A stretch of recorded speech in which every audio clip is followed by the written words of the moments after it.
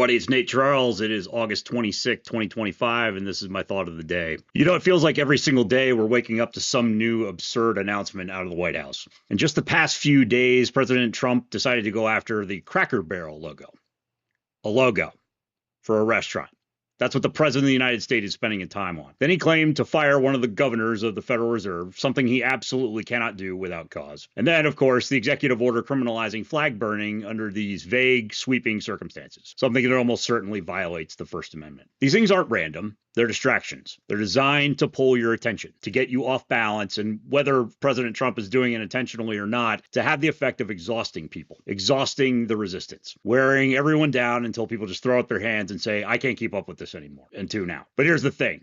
That's exactly the danger. Intentionally or not, Donald Trump seems to know what he's doing. Because if you let yourself get overwhelmed, you'll let yourself become numb to the nonsense. Then the nonsense wins. Resisting authoritarianism is not a sprint. It's a marathon. When I served in the military, even in the middle of long, grinding deployments in Afghanistan, the Department of Defense recognized this. Every service had some form of R&R program. If you were gone for 9 months or more, they gave you a break, a chance to go home, to see your family, reset, remember what you were fighting for. It wasn't just about morale or family separation. It was about survival. Because if you just keep hacking at a log with a dull axe, eventually you're going to break both the axe and yourself. You have to stop, sharpen your tools, and then come back ready to swing again. The same principle applies here. We're in this for the long haul. Trump has 4 years in office, and it's starting to look like maybe even more. If you burn yourself out in year 1, by year 3 or 4, your values will have been beaten down. You'll start to think that the outrageous things that are coming out of President Trump's mouth and President Trump's pen are somehow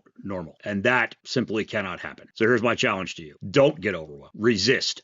Absolutely resist, but also know when to step back and recover. If you need to log off social media for a few days, do it. If you need to go quiet to reconnect with your family and clear your head, do that. That's not weakness. That's sharpening the axe. Because what you can't do is give up. What you can't do is let the exhaustion recalibrate your sense of right and wrong. Find your rest. Find your recovery. Get right with yourself and the world, and then come back swinging.